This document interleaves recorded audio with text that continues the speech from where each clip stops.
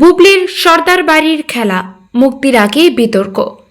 ঢালিউড অভিনেত্রী শবনম বুবলির নতুন সিনেমা সর্দার বাড়ির খেলা মুক্তির আগেই তৈরি হয়েছে বিতর্কিত অভিযোগ। চুক্তি অনুযায়ী সম্মানী পরিশোধ না করে সিনেমাটি মুক্তির প্রস্তুতি নেওয়া হচ্ছে। সে কারণে প্রচার কার্যক্রম থেকেও নিজেকে সরিয়ে নিয়েছেন বলে জানিয়েছেন এই সিনেমার কেন্দ্রীয় চরিত্রে অভিনয় করা অভিনেতা জিয়াউল রোশন। গণমাধ্যম সূত্রে জানা গেছে, 2022-23 অর্থ বছরের সরকারি অনুদান পাওয়া পুলসিরাত নামের এই সিনেমাটির শুটিং শেষে পরে নাম পরিবর্তন করে রাখা হয় সর্দার বাড়ির খেলা। সম্প্রতি ট্রেলার প্রকাশ করে ঘোষণা দেওয়া হয় আগামী 8 মে সিনেমাটি প্রেক্ষাগৃহে মুক্তি পাবে। তবে ট্রেলার প্রকাশের পর থেকেই নায়ক নায়িকা এবং নির্মাতাদের প্রচারে দেখা যাচ্ছে না, জানিয়ে শুরু হয়েছে নানা প্রশ্ন বিতর্ক।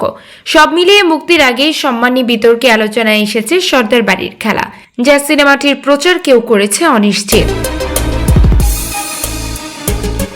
সর্দার বাড়ির খেলা সিনেমা প্রসঙ্গে জিয়াউল রোশন বলেন, তিনি 8 লাখ টাকার চুক্তিতে অভিনয় করেছেন এবং শর্ত ছিল ডাবিংয়ের আগে পুরো অর্থ পরিশোধ করা হবে, কিন্তু সেই টাকা এখনো পরিশোধ করা হয়নি। তিনি বলেন, বিষয়টি পরিচালককে জানিয়েছেন এবং সম্মানী না পাওয়ার কারণেই প্রচারে অংশ নিচ্ছেন না। এই সিনেমার নায়িকা শবনম বুবলি বর্তমানে ঢাকায় থাকলেও সরাসরি প্রচারে অংশ নিতে পারছেন না।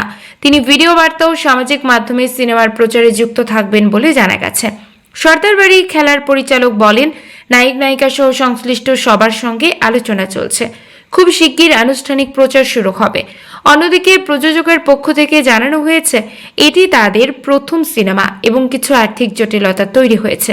তাদের দাবি, নায়কের বকেয়া শিগগিরই পরিশোধ করা হবে এবং সমস্যা দ্রুত সমাধান হয়ে যাবে।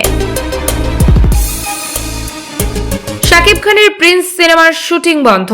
ঢালিউড অভিনেতা শাকিব খানের আলোচিত cinema Prince once upon a time in Dhaka এবারের ঈদে মুক্তিপ্রাপ্ত পেয়েছে।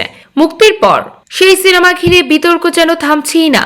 মুক্তির পর প্রযুক্তিগত ত্রুটি ও নির্মাণগত নানা সমালোচনার মধ্যেই এবার বিস্ফোরক মন্তব্য করেছেন সাবেক প্রযোজক খোরশেদ আলম খসরু।